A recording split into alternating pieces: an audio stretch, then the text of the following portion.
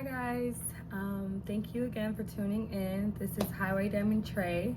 So this video is basically going to be the backstory of why I decided to go into trucking and why I decided to come to Prime ultimately. So I do have a couple of different things that I do want to talk about, so I kind of wrote it down on the paper. So if you see me like looking or trying to read something, that's what it is. I'm very new to this, so I'm trying to make sure that I don't forget the key topics that I actually want to talk about. So like I said, this is the backstory to why I came to Prime. So to go further back to first of all, I was born in Detroit. So I am a makeup artist. So in Detroit, I used to be, I don't want to say I used to be, but in Detroit, I can say I got a lot of different things a lot easier because it was, for me, and in my opinion, when I was in Detroit, it was like, maybe, okay, like out of 200 people, there would probably be like 5 like really like go-getters, like they would get stuff done, they wouldn't procrastinate. I know a lot of procrastinators in general in life, which I'm not saying that I'm not one, but I'm saying that in Detroit, it was a lot easier for me to go and get like a bag per se. Like it was a lot easier for me to, oh, I'm gonna apply for this and I'm gonna get it, because it wasn't that many people maybe applying for the same job or as ambitious as I was or as I am. So with that being said, that means that like I would just always anything that I wanted in Detroit, I got it. Like I worked for it, I got it. And I won't say that it came to me easier, but it was just like a less variety of people who were like-minded like me, as in like, huge go-getters, or, I'm gonna do this and I'm gonna do this and I'm gonna do that. It was just like, I was a really driven person. So I'm not gonna say it's not a lot of driven people, but where I was and where my perspective was, I think of it as like a bigger picture. So like I said, out of 200 people, I'd be out of like 5 that would be really like, all right, I'm gonna go out and do this, and they would be very ambitious. I don't think that's just out of the group that I was in or with the people that I knew. And I have other people who were, very ambitious and doing what they were doing as well. But the reason why I'm saying this will make more sense as I go on with the story. So next I'm gonna go and talk about as when I went to Atlanta. I moved to Atlanta to excuse me. I moved to Atlanta to embark on my makeup artistry career, which is something that is still one of my main focuses right now. And it's moving from Detroit to Atlanta, it's like way more people, way more entrepreneurs, way more go-getters. Like, how it's like 200 out of 5 in Detroit, it's probably like 200 out of 300 there. So, the things that I was used to doing or getting, like I would apply for a job, right? And, back at home in Detroit, I would get like a call back in like a day or two because my resume stood out so much. And then now, when I'm in Atlanta, my resume is just as good as everybody else's. It's very competitive there. And that's what I'm trying to get to.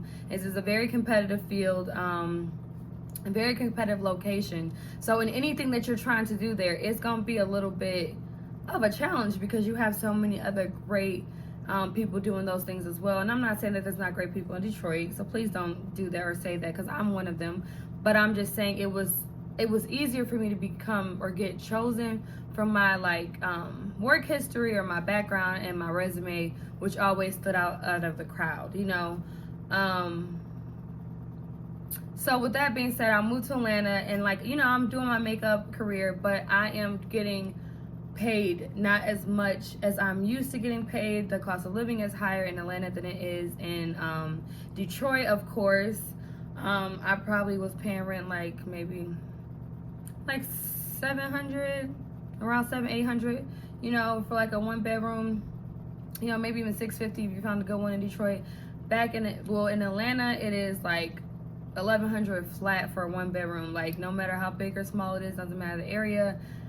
And it's not even downtown Atlanta. That's like the outskirts of Atlanta. So if you really want to be in Atlanta, it's like $1,200-1,300 for a 1-bedroom. So that's just the difference of the cost of living that I'm trying to point out. And with that being said, Yeah, I was on my makeup artistry, and it was a bit of a challenge because I was working at all these great places like that I had always wanted to do. I was doing like these fashion shows, and I was working at Sephora, and that was like my dream job. Like, and like I told you how competitive it was to get there, like to be a makeup artist in Atlanta, and then on top of that to become like a Sephora makeup artist. Like that wasn't a huge big accomplishment for me. I was very proud of myself. I felt accomplished. But later down the road, I started to realize that it was a great job, great place to be, but the pay, it just wasn't enough for what I was expecting or what I was used to. Or, you know, it was like something like where you could work Sephora, which is your dream job, and then you also I had a waitress at the same time. Like I could not just do one. Like I had to do both. And I've been in the restaurant industry for a little bit, like a little over 7 years, around 8 years. So this is a time in my life where I'm 25. I'm like, okay, so I didn't finish school, of course, because if I did, I probably would be doing something in that field where I would have finished. But I do, you know, I'm like, I have my associates, but that's not much to me. It's much to a lot of people, but you get what I'm saying. So basically, with that being said, I basically was finding myself like at a crossroads. I'm like, so I want more. I need I need more financial freedom and financial stability. I'm getting older, you know what I'm saying? Like I'm trying to build a family, you know, so I have to have some type of, you know, weight on the back of me. Like I need to have something that I can come with, or, you know, if anything happens, or, you know, just a little bit more support and comfortability with my finances is basically what I'm trying to say. And that was like my main focus. Like I said, I have to look at my paper.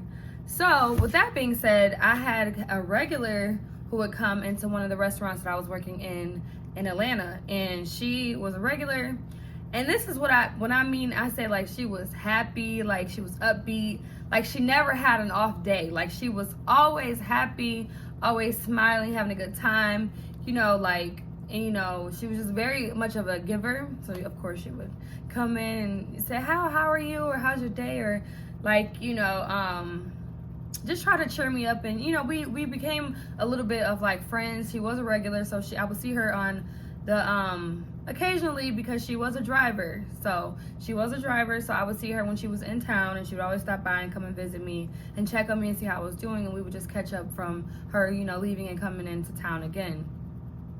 So with that being said, she left, no, not she left. One time she came in, and I was just like, I guess you could say just like going through it. Like I was like, you know what? I'm tired. I'm sick of working these dead-end jobs, you know, and I don't want to continue to do what I'm doing. So she was basically like, okay, well, why don't you, like, we just went and we like kind of took a break, and we went and we talked outside, and you know, I was off work by that time, so, you know, I changed my clothes, whatever, and I got comfortable with her. You know, we got a drink and we had a conversation, and she was just basically telling me, like, well, why don't you do what I do? And I'm like, you do what you do. A truck driver, like, no, like, that, I don't see that in my future at all. Like, I can't imagine it, you know? So she kind of broke it down to me, and it's not as hard as you know, as crazy as it may seem. It's not that, you know, it can be very, what's the word? It can be like, you know, it's not that big of a deal. Like, she basically kind of tried to tell me, like, it seems big, or it's not that major, but it's really not. So I'm like, okay. So I'm listening to her, and I feel like the most thing that was I was kind of gravitating towards was like the fact that she was kind of on the road by herself. She was, well, that's a choice. She was traveling, to like everywhere that I ever thought I would want to be. And then she would have like this great, not saying that everyone has like great off time, but like in the time where her loads have been delivered or they're waiting to be delivered, she would go on, you know, and explore different cities and different places. And that's how, of course, we came to know each other. So it just sounded so, it sounded like a great job. Like, and then not on top of that, having a little bit of freedom, having a little bit of peace of mind, you know, being with yourself and working by yourself. I was getting tired of working with so many different people, especially in the restaurant industry. You're working with so many different personalities at all times, and it's kind of draining. Like, you literally can go and work one day and just be happy-go-lucky, and then you talk to one of your, your people you talk to every day, and you're like, hey, how's it going, or how's your day? And they're just kind of sad or upset, and that instantly brings your mood down because you care for this person. So it was kind of like you weren't really, I would say for me, I wasn't really in that much control of my own feelings because, like, but I'm a very caring, giving person. So when something like that would happen, it would kind of, have me off my square. So that's just a little bit of that. But basically, she didn't really have to deal with that because she didn't really deal with people as much. So with her not dealing with people as much and traveling all over, and I actually like to drive. Like, that's one of my things. Like, I like to take road trips. I like to drive for countless amounts of hours because it does help me clear my mind. I think of it as therapeutic. So I kind of just started to think about that as well. And then another thing is she started to mention to me about the pay and the salary. And her name is Deborah. So hi, Deborah, if you're watching this, if you ever get to see it. Love you. But the biggest thing about it was the pay. And I'm, not going to sugarcoat or anything like that. It was the pay interests me the most. It was something as far as, like, I looked it up for, just a little bit of backstory. I looked it up and I'm like, okay, so truck drivers can make $100,000 a year easy. So then I also started to look into, like, different type of categories such as tanker and flatbed and these type of things where people are making $162,000 a year. When I'm watching YouTube videos and I'm seeing people showing their actual paychecks to let people know that it's something that is very doable and possible to make a certain amount of money in this field. I would see people on YouTube put up their pay stubs making $5,000 a week, and they get paid weekly. It was just like, what? Like, that's actually possible? And, it was just very much a different career field and a different thing for me. It sounds almost like out of this world for me to even think that I would do it. But another thing that attracted me was the financial stability. And then it's like, as much as if you think about it, if you're making all that money and then you're on the road, you're not really spending it, you're kind of just saving it. So even if you were just to go into it for like a year or something, I feel like if you budget wisely or do what you're supposed to do with your money, maybe you could walk away with like, $60,000 saved at the least if you're not really doing much with your money. Like $60,000 saved, if you're making like 100 or 110 or 120,000. So for me, my biggest thing is right now is to save money and to, build a better life for myself and the people around me, and, build a little bit of generational wealth, which is something that I have not come in contact with thus far.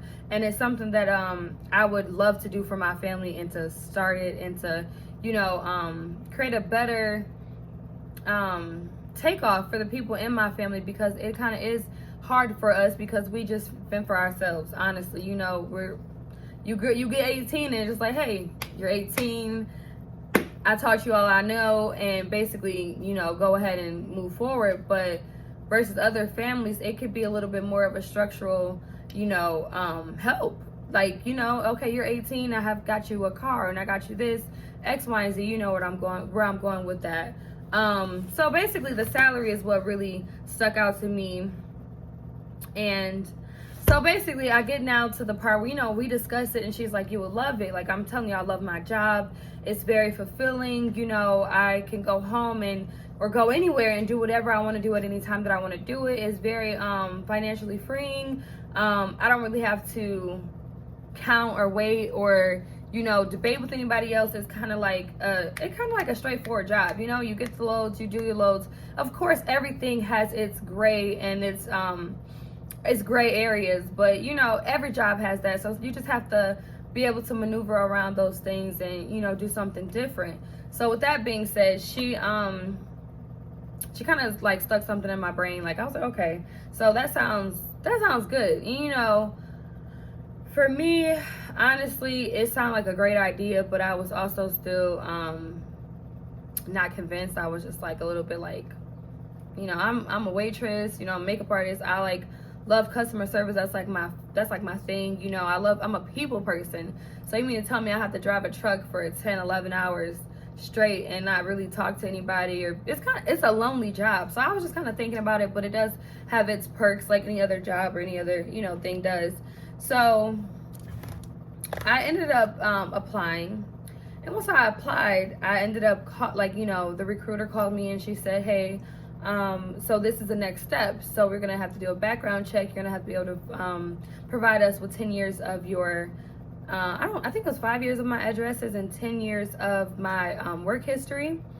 And she also, 10 years of my work history.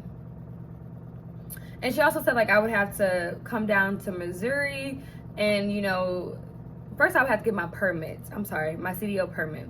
So I would then have to take a test that I know nothing about. That most people go and they take classes on the permit, you know, the test, so they can pass it or whatnot. And then after you take the permit test, then they would then give you a bus ticket or whatever they had to do to get you to Missouri, which is basically where their campus is where they would then teach you how to pass your road test and other things that you need to know for your CDL license.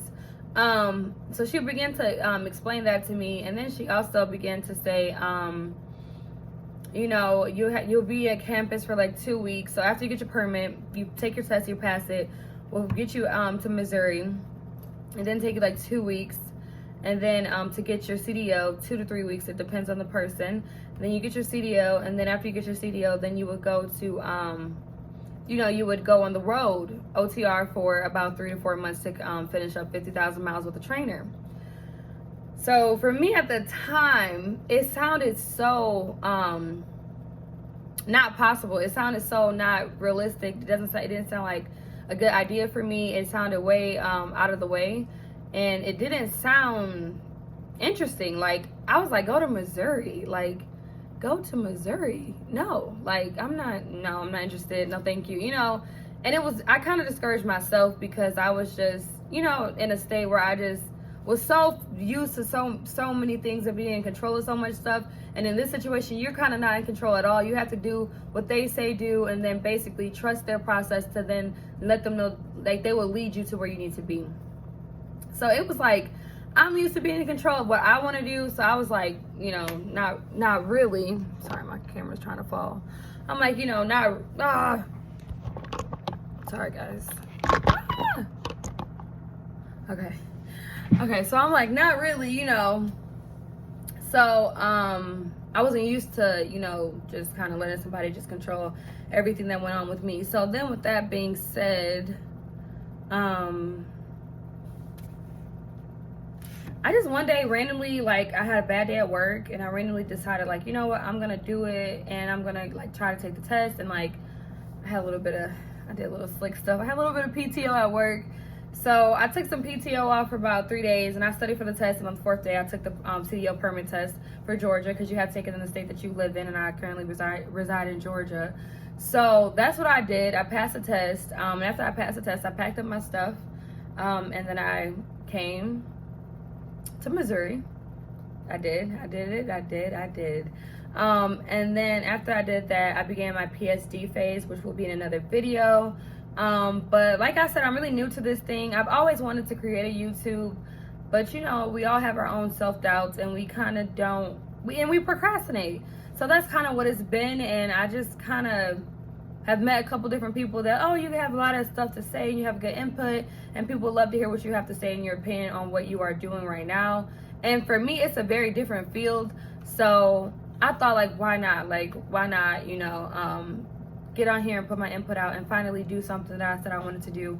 It's 2020, so we're doing it. It's a go. We're doing everything that we said that we ever wanted to do, and we're not procrastinating this whole year or any years after this year. So this is where that starts for me, and also coming to Prime. But my next video will be about my PSD phase and how it was for me, and how great it was and how smoothly it was. You know, like I said, I'm used to being in control, and I can completely trusted Prime to just take over my life. Basically, they take over your life because you're not working, you're not providing for yourself. You're like literally getting paid by Prime to, you know, go to school for them and to graduate through them for your CDL permit. I mean, your CDL license. So with that being said, like I said, guys, comment, like, subscribe. I'm new to this thing. I'm probably fumbling all over my words, but eventually it will get better. It is a work in progress. So yeah, like I said, just go ahead and subscribe and let me know any questions, concerns, or comments that you have in the comments below. Let me know if you have like something that you want me to touch base on, that you feel like I could shed a little bit of light on for you guys. I will be going over what the things that I thought I wanted to learn before I got here. So just let me know what those things are for you and I'll get right to it. All right, guys, bye.